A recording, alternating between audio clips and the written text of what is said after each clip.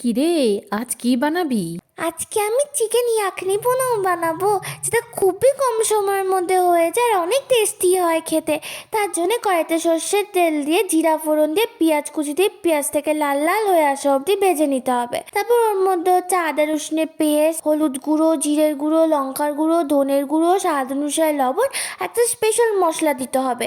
Special মশলাটা বানানোর জন্যে এলাচ, তারপরে দারচিনি, কিছু গোলমরিচ, তেজপাতা, শুকনো লঙ্কা ড্রাই রোস্ট করে নিয়ে ওটাকে গুঁড়ো করে নিতে হবে। তারপর মশলাগুলোকে ভালো করে কষিয়ে নিয়ে ওর মধ্যে কাঁচা লঙ্কা আর মাংস দিয়ে মশলার সাথে ভালো করে 1-2 মিনিট নাড়াচাড়া করে ওটাকে ঢাকা দিয়ে মাংসের নিজের জল যতক্ষণ না উঠে আসছে অতক্ষণ আমরা একটু ওটাকে রান্না হতে দেব।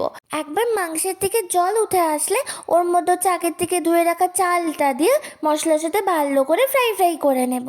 এবার যতখানি চাল নিয়েছি অতখানি জল আর অতখানি দই নিয়ে জল আর দইটাকে ভালো করে মিশিয়ে নিয়ে দিয়ে দিতে হবে।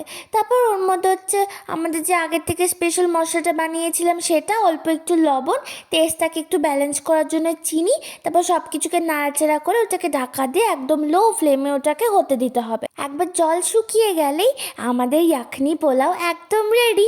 এটাকে গরম গরম রায়তার সাথে খাবেন, অনেক টেস্টি লাগে খেতে। সত্যি বলছি। চ্যানেলে এরকম আরও টেস্টি টেস্টি রেসিপি দেখার জন্য চ্যানেলকে সাপোর্ট করতে হবে। চ্যানেলকে সাবস্ক্রাইব করে দিয়ে যান তাড়াতাড়ি সাবস্ক্রাইব করে দিন, নাহলে কিন্তু আমি অনেক স্যাড স্যাড হয়ে যাব। Bye bye.